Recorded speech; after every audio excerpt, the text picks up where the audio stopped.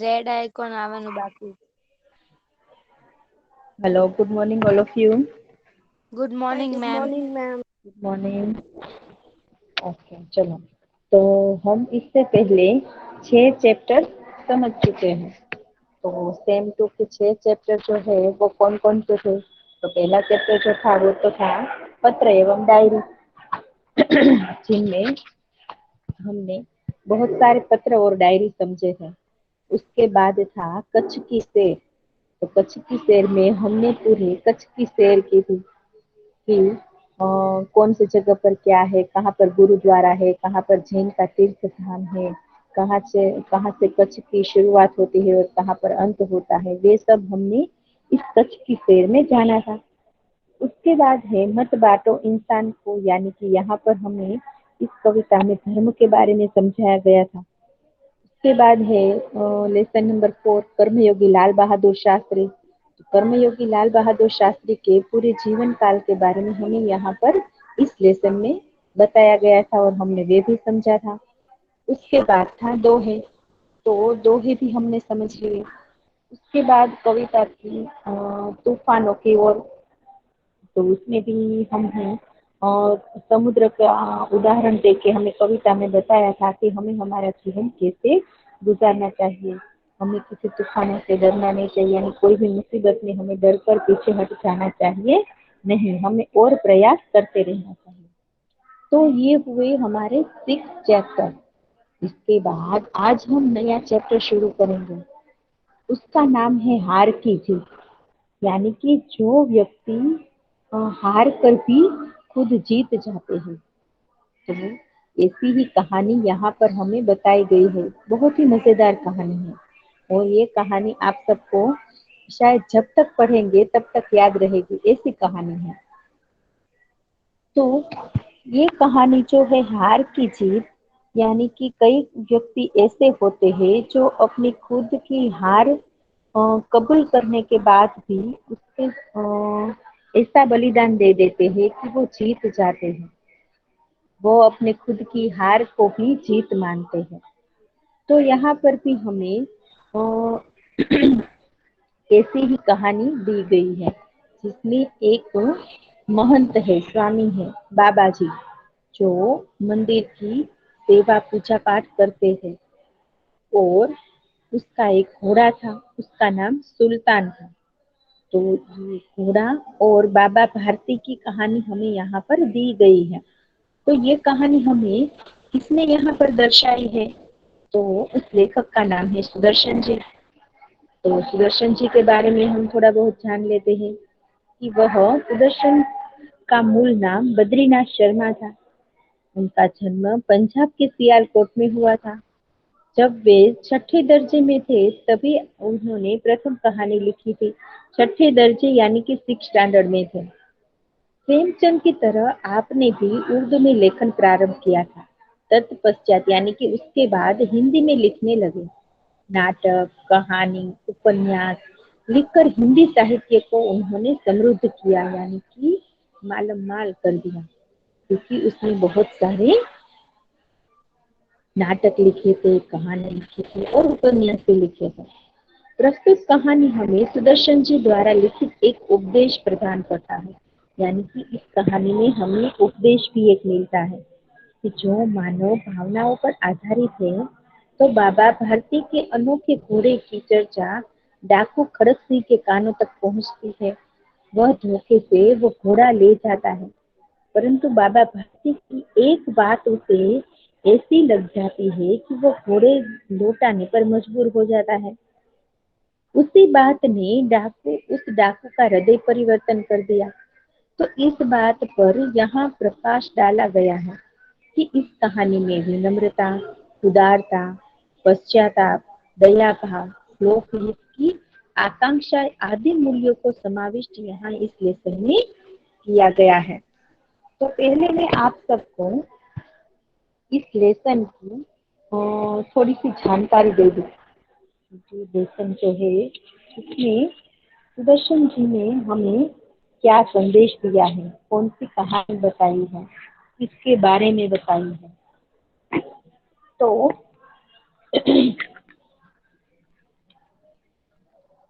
इस कहानी में हमें देखने को मिलता है कि बुरे से बुरे यदि व्यक्ति हो तो उनमें भी कुछ तो अच्छा जरूर होती है ना। कोई व्यक्ति हमें लगता है कि ये बहुत बुरा है, लेकिन उनमें कोई तो बात ऐसी हो जो अच्छी होती है। तो इसी आदर्शवादी कहानी से यही बात सिद्ध होती है। एक डाकू एक साधु को धोखा देता है, परंतु उस साधु की सज्जनता देखकर उसका हृदय परिवर्तन हो जाता है और अपने किए पर उसे सिर्फ पश्चाताप ही नहीं होता, बल्कि वह अपनी भूल को भी सुधार कर लेता है। तो इसी तरह साधु जो है वो हार कर भी जीत जाता है और डाकू जीत कर भी हार जाता है। तो इसीलिए यहाँ पर हमें इस लेसन का नाम दिया गया है हार की जीत। तो हार की जीत जो है यह एक कहानी है। तो यहाँ पर बाबा भारती और उनका घोड़ा, उन दोनों की स्टोरी यहाँ पर हमें दी गई है। और तीसरा कैरेक्टर कौन है? डाकू खड़क सिंह। यहाँ इस लेसन में सिर्फ 3 ही कैरेक्टर है। एक तो महंत है जो है बाबा भारती, दूसरा है उसका घोड़ा और तीसरे है डाकू खड़क सिंह। बाबा भारती जो थे वो एक साधु थे और वो एक मंदिर में रहते थे और मंदिर की सेवा पूजा करते थे। उनके पास एक घोड़ा था और वो घोड़ा जो था वो उसे बहुत प्यारा था। किसे प्यारा था? बाबा भारती को। वो घोड़ा इतना सुंदर था, इतना आकर्षक था कि वह सबका दिल जीत लेता था और बाबा उसे प्यार से सुल्तान कहते थे। घोड़े का नाम क्या था? सुल्तान था। खड़गसी उस इलाके में रहता था और वह प्रसिद्ध डाकू था। उसने भी सुल्तान के बारे में बहुत कुछ सुना था। तो एक दिन वह बाबा भारती के पास जाता है और उससे कहते हैं कि मैंने आपके घोड़े के बारे में बहुत कुछ सुना है, मुझे आपके घोड़े को देखना है। तो बाबा जो है वह बड़े गर्व से उसे घोड़े दिखाने के लिए ले जाते हैं और खड़क सिंह ने उसे देखा और उसकी चाल भी देखी। वहां से लौटते हुए वह बाबा से कहने लगा कि ये घोड़ा जो है वो मैं लेकर जाऊंगा, मैं इसे आपके पास न रहने दूंगा। तो उस वक्त तो बाबा भारती ने उसे कुछ नहीं कहा, केवल उसे डर सताता रहा कि ये तो डाकू है, मेरे पास से किसी भी करके ये घोड़ा तो लेकर ही जाएगा। और सुल्तान जो था वो घोड़ा, वो तो महंत को बहुत ही प्रिय था। परंतु कुछ दिनों के बाद उसको भय चला गया, वो निश्चिंत हो गए। लेकिन कुछ दिन क्योंकि वह थोड़े दिन उसने उसे डर रहा कि शायद खड़क सिंह मेरे पास से घोड़ा ले जाएगा। लेकिन कई दिन चले गए लेकिन वह घोड़ा लेने आया नहीं था। एक दिन बाबा भारती जो है वो अपने घोड़े पर बैठकर सवारी करके कहीं जा रहे थे। तो उसी वक्त उसे रास्ते में एक अपाइज की आवाज सुनाई दी और वह कहने लगा कि बाबा मुझे यहाँ से 3 मील दूर जाना है और राव वाला गांव में मेरा सौतेला एक भाई रहता है, मुझे वहां पर जाना है। यदि आप अपने घोड़े पर बिठाकर मुझे वहां तक पहुंचा दोगे तो आप मुझ पर बड़ी कृपा करोगे। तो बाबा जी जो है उसको उस पर तरस आ गई, यानी कि दया आ गई। उसने उसे घोड़े पर बिठा दिया और बाबा जी जो है वो नीचे उतर गए और वह खुद हाथ में लगाम पकड़कर उसे ले जाने लगे। अचानक से ही उस अपाहिज ने झटक कर लगाम ले ली और वह घोड़े को लेकर भाग जाता है। वह अपाहिज कोई और नहीं था, वह डाकू खड़क सिंह था। तो डाकू से बाबा जो है वो चिल्लाकर बुलाते हैं, खड़क सिंह को बुलाते हैं कि मैं तुम्हें अपना घोड़ा वापस देने के लिए नहीं बुला रहा हूँ, लेकिन तुम ये बात किसी से मत करना, ये घटना किसी को मत बताना, क्योंकि फिर लोग कोई दीन दुखी या अपाहिज पर विश्वास नहीं करेंगे। तो बाद में बाबा भारती के जो शब्द थे वो डाकू खड़क सिंह के कानों में गूंजते रहे और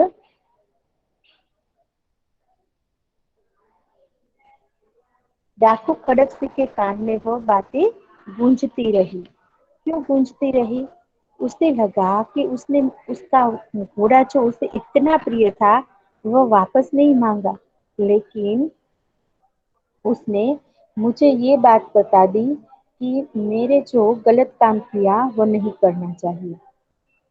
तो बाबा भारती के शब्द जो थे वो डाकू खड़क सिंह के कानों में गूंजते रहे। बाबा की महानता ने उसका दिल जीत लिया और बाबा भारती के बारे में वे सोचने लगा कि वे कोई मनुष्य नहीं, वह एक देवता है। वह क्या करता है बाद में कि रात के अंधेरे में बाबा के आश्रम में जाता है और वह घोड़े को चुपचाप वहां पर उसके अस्तबल में बांधकर लौट जाता है। तो सुबह होते ही सुल्तान को पाकर बाबा भारती जो है उसकी खुशी का तो कोई ठिकाना ही नहीं रहता और वे उसके गले लिपट कर रोने लगते हैं। और फिर वे बड़े संतोष से बोलते हैं कि अब कोई दीन दुखिया की सहायता से मुंह नहीं मोड़ेगा, सब दीन दुखी अपाहिज की सब मदद करेंगे। तो आप सबको शायद याद हो तो आपको फिफ्थ स्टैंडर्ड में एक लेसन आता था सच्चा बालक, याद है सबको? हेलो गर्ल्स, हाँ। याद हाँ है ना? मैम। यस। तो उस क्या मैम? लेसन में क्या आता था? आप सबको फिफ्थ स्टैंडर्ड में एक लेसन आता था सच्चा बालक, याद हाँ है? मैम, हाँ याद है। याद है क्या था उस लेसन में? भी ऐसा ही कुछ था। चलो कोई बता सकता है उस लेसन के बारे में? मैं मैम, वो एक वो छोटा लड़का लड़का कहीं था जाता होता अपने। है। हाँ, हेलो। उसके पास हाँ, 3 अशरफिया होती है। वो उसकी 40 माँ ने अशरफिया थी। बोला होता है। वो हाँ, उसकी मम्मी 40 को अशरफिया। प्रॉमिस करता है कि मैं ना कभी मैं झूठ कभी नहीं झूठ नहीं बोलूंगा। बोलूंगा। हाँ, फिर तो फिर उसको हाँ। वो रास्ते में गुंडे मिलते हैं, फिर वो पूछते हैं हम्म। कि तुम्हारे पास तुम्हारे पास कौन से क्या है, है। तो वो सच सच बता वो देता है कि सब, मेरे हाँ। उसमें सिए हुए हैं 40 अशरफिया। तो फिर वो हम्म। विश्वास नहीं करते कि ये इसने बता कैसे दिया। फिर उन लोग चेक करते तो निकलते, तो फिर वो जो होते डाकू होते उन हैं ना, लोग। वो उसके हेड के पास ले जाते। वो फिर हम्म। हाँ, तो वो वो सब। देखकर है ना, वो ऐसा समझता है कि वो अपनी माँ का मीन्स मानता है, मीन्स कभी झूठ नहीं बोलता। ऐसे वक्त में भी उसने कभी झूठ नहीं बोला। तो हम तो मतलब कितने सालों से झूठ बोलते आ रहे हैं, मीन्स ऐसे गलत काम करते आ रहे हैं। हम हाँ। अपनी खुदा का नहीं मानते इस तरह। यस, तो उन वेरी लोग ने गुड। वहाँ पे मीन्स अभी उस सब उसने जो चोरी की होगी वो सबको लौटा दिया, लौटा फिर दिया। वो अच्छे बन गए। हाँ। तो ऐसा ही इस लेसन में भी कुछ ऐसा ही है ना, समझ में आया ना आप सबको कि खड़क सिंह का हृदय परिवर्तन हो जाता है और वो बाद में बाबा जी का घोड़ा रख जाता है। तो चलो आज हम इस लेसन को रीड कर लेते हैं, अगले नेक्स्ट लेक्चर में हम इसे समझेंगे। ओके, तो चलो इसे रीड कौन करेगा बेटा? मैम कहना है। आपका नाम बेटा? शिफा मैम। हाँ ओके, चलो रीड करो बेटा। लेसन नंबर 7, हार की जीत। माँ को अपने बेटे और किसान को अपने लहलहाते खेत देखकर जो आनंद आता है, वही आनंद बाबा भारती को अपना घोड़ा देखकर आता था। हम्म। भगवत भजन से जो समय बचता, वह घोड़े को अपर्ण हो जाता। वह घोड़ा अर्पण हो बहुत ही जाता। अर्पण हो जाता। वह घोड़ा बहुत ही सुंदर और बलवान था। इसके जोड़ का घोड़ा सारे इलाके में न था। बाबा भारती उसे सुल्तान कहकर पुकारते। अपने हाथ से खरहरा करते, खुद दाना खिलाते और देख देख कर प्रसन्न होते थे। उन्होंने रुपया, माल, असबाब, जमीन आदि अपना सब कुछ छोड़ दिया। यहाँ तक कि उन्होंने यहाँ तक कि उन्हें नगर के जीवन से भी घृणा थी। अब गांव के बाहर एक छोटे से मंदिर में रहते और भगवान का भजन करते। मैं सुल्तान के बिना नहीं रह सकूंगा, उन्हें ऐसा लगने लगा था। वह बेटा उसकी किसका चाल माइक, शिफा के अलावा किसका माइक अनम्यूट है? कंटिन्यू शिफा। वह उसकी चाल पर लट्टू थे। कहते, ऐसा चलता है जैसे मोर घटा को देखकर नाच रहा हो। जब तक संध्या के समय जब तक मैम तुम्हारी स्क्रीन और दीज बताए। Hello Alpa ma'am. હા તમે બેક જઈને ફરીવાર સ્ક્રીન પ્રેઝન્ટ કરો ને, તમારી સ્ક્રીન સાવ હાફ દેખાય છે. હા દેખાય છે. Ma'am blur okay. भी થઈ ગઈ.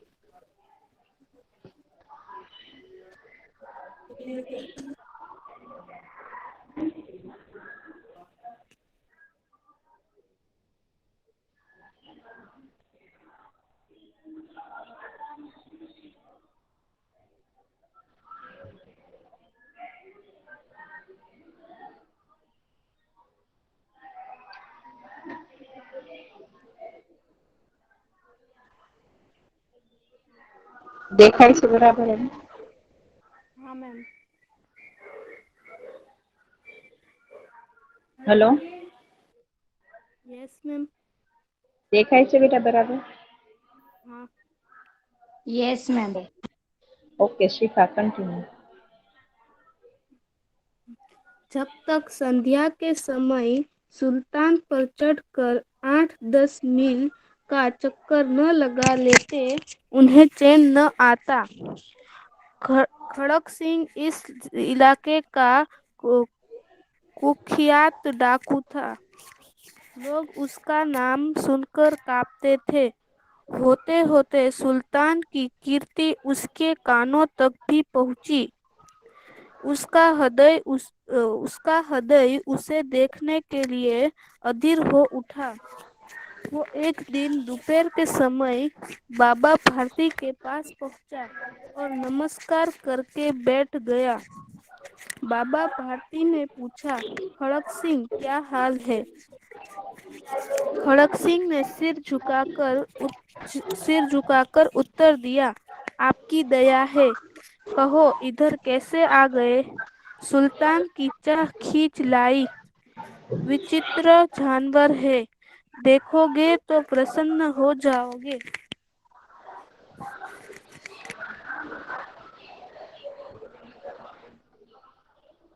मैं मछली रीड करूं?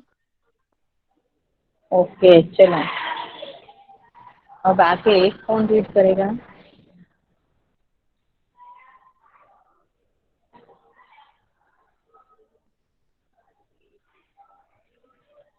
अलवीरा.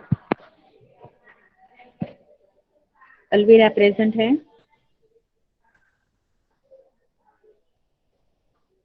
यस. हाँ चलो रीड करो.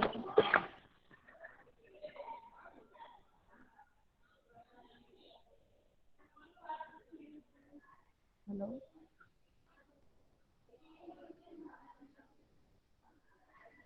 अलवीरा प्रेजेंट है बेटा? Yes ma'am. हाँ चलो ये रीड करो यहाँ से.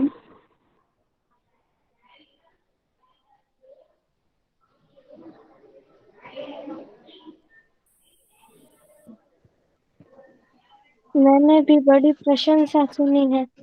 उसकी चाल तुम्हारा मन मोह लेगी। कहते हैं देखने में भी बड़ा सुंदर है।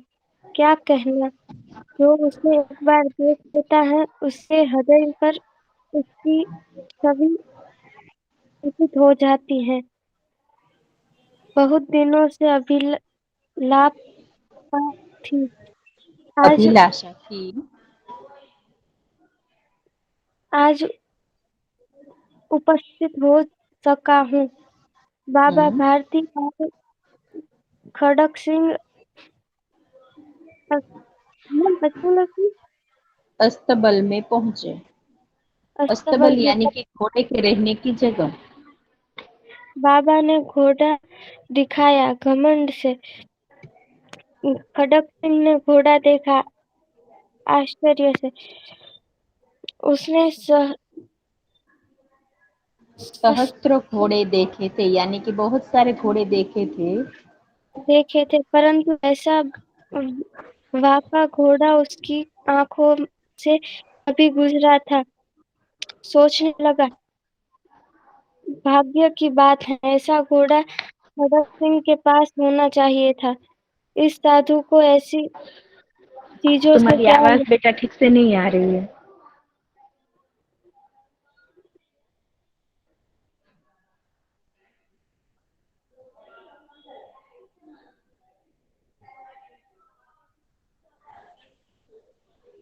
अलवीरा।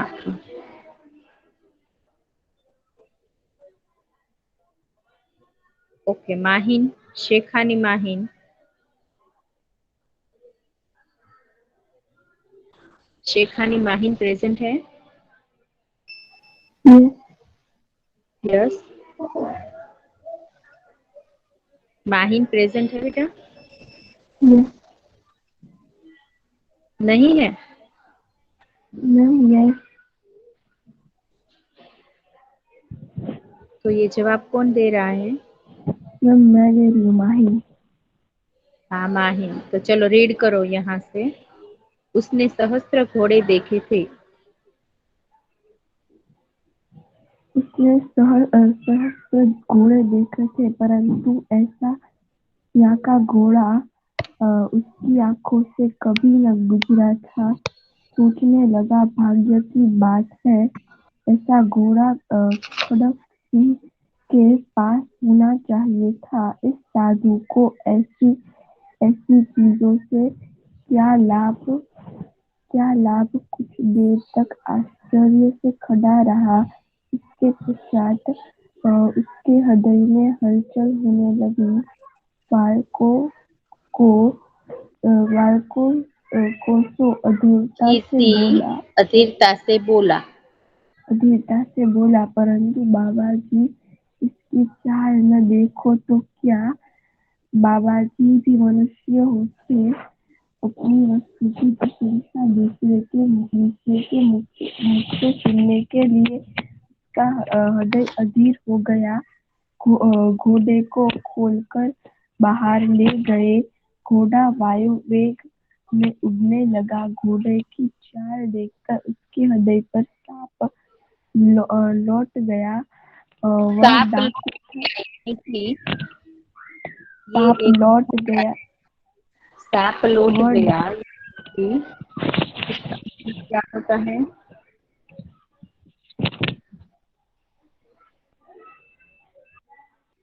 ईर्ष्या पैदा होना। बराबर है। सांप लौट जाना यानी ये एक मुहावरा है, यानी कि उसके अंदर ईर्ष्या जागी। कंटिन्यू। वह डाकू था और जो वस्तु उसे पसंद आ जाए उस पर वह अपना अधिकार समझने लगता था। उसके पास बाहुबल था और आदमी थे। जाते जाते उसने कहा, बाबा जी, मैं यह घोड़ा आपके आपके पास न रहने दूंगा।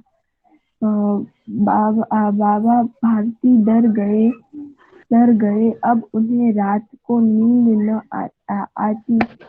सारी रात अस्तकबल को रखवाली में कटने लगी। प्रतिक्षण खड़क सिंह का डर लगा रहता था, परंतु कई महीने बीत गए और वह न आया।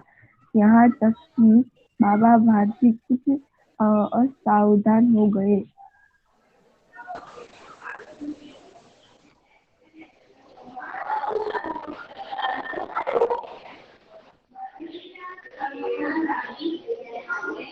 ओके, वेरी गुड बेटा। यहाँ से रीड करेगी तमन्ना। पूछा तमन्ना। Yes ma'am. हाँ चलो रीड कर बेटा यहाँ से। मैम संध्या से ना, हम्म। संध्या का समय था। बच, बच, बाबा भारतीय सुल्तानी की पीठ पर सवार होकर घूमने जा रहे थे। इस समय उनकी आंखों में चमक थी, मुंह पर प्रसन्नता। कभी कभी घोड़े के शरीर को देखते, कभी उसके रंग को, और वह मन में फूले न समाते थे। तमन्ना तुम्हारी आवाज नहीं ठीक से आ रही बेटा, कट रही है। मैम मेरा नेट प्रॉब्लम है ना, इसलिए। ना अभी ठीक से सुनाई दिया। Okay continue.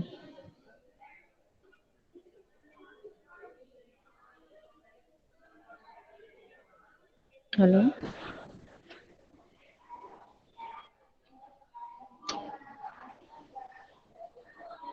चलो दिलिशा।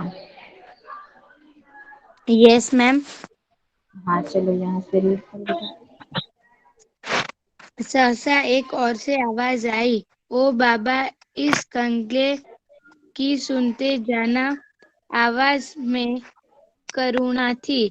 बाबा ने घोड़े को रोक लिया। देखा, एक अपाहिज वृक्ष की छाया में पड़ा करा रहा है। बोले, क्यों, तुम्हें क्या कष्ट है?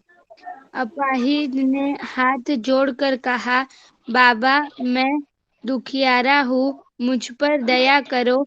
राम वाला यहाँ से रामा वाला यहाँ से 3 मील है, मुझे नहीं जाना है। घोड़े पर चढ़ा लो, परमात्मा भला करेगा। वहाँ तुम्हारा कौन है? दुर्गादत्त वैद्य का नाम सुना होगा, उनका सौतेला भाई हूँ। बाबा भारती ने घोड़े से उतरकर अपाहिज को घोड़े पर बैठा लिया और स्वयं उसकी लगाम पकड़कर धीरे धीरे चलने लगे। सहसा उन्हें एक झटका सा लगा और लगाम हाथ से छूट गई। उनके आश्चर्य का ठिकाना न रहा जब उन्होंने देखा कि अपाहिज घोड़े की पीठ पर तन कर बैठा है और घोड़े को दौड़ाई लिए जा रहा है। उनके मुख से भय, विस्मय और निराशा में मिली हुई चीख निकल गई। यह अपाहिज डाकू खड़क सिंह था।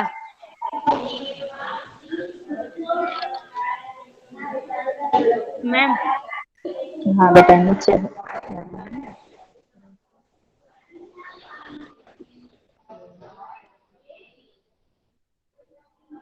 बाबा बाबा। भारती कुछ देर तक तो चुप रहे। इसके पश्चात पूछ निश्चय कर पूरे बल से चिल्लाकर बोले, जरा ठहर जाओ। खड़क सिंह ने आवाज सुनकर घोड़ा रोक लिया। उसकी गर्दन पर प्यार से हाथ फेरते हुए कहा, बाबा जी, यह घोड़ा अब न दूंगा।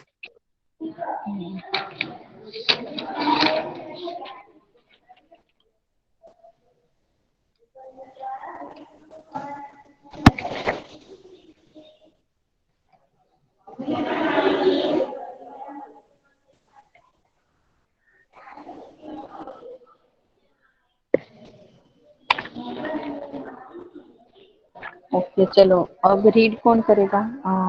मोदेसा। मोदेसा। मोदेसा प्रेजेंट है? हेलो मोदेसा। यस मैम, वो प्रेजेंट है। चलो अच्छा, आप नहीं बोल रहे हैं।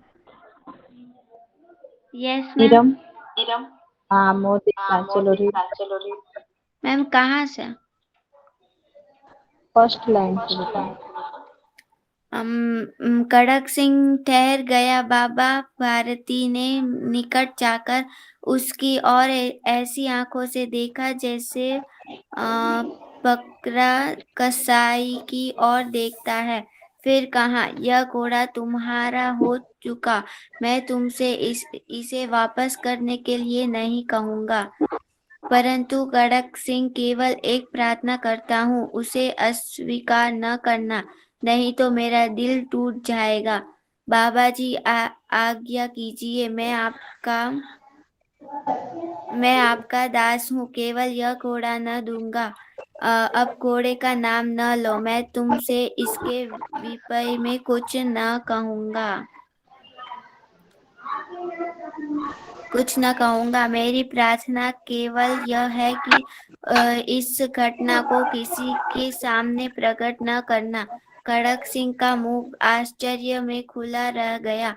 उसका विचार था कि उसे घोड़े को लेकर यहाँ से भागना पड़ेगा, परंतु बाबा भारती ने स्वयं उससे कहा, इस घटना को किसी के सामने प्रकट न करना। इससे क्या प्रयोजन सिद्ध हो सकता है? कड़क सिंह ने बहुत सोचा, बहुत सिर मारा, परंतु कुछ समझ न सका। हारकर उसने अपनी आंखें बाबा भारती के चेहरे पर गड़ा दी और पूछा, बाबा जी, इसमें आपको क्या डर है? सुनकर बाबा भारती ने उत्तर दिया, लोगों को अगर इस घटना का पता लग गया तो वे किसी गरीब का विश्वास न करेगा। यह कहते कहते उन्होंने सुल्तान की ओर से इस तरह मुंह मोड़ लिया जैसे उनका कोई संबंध ही नहीं रहा हो। ओके,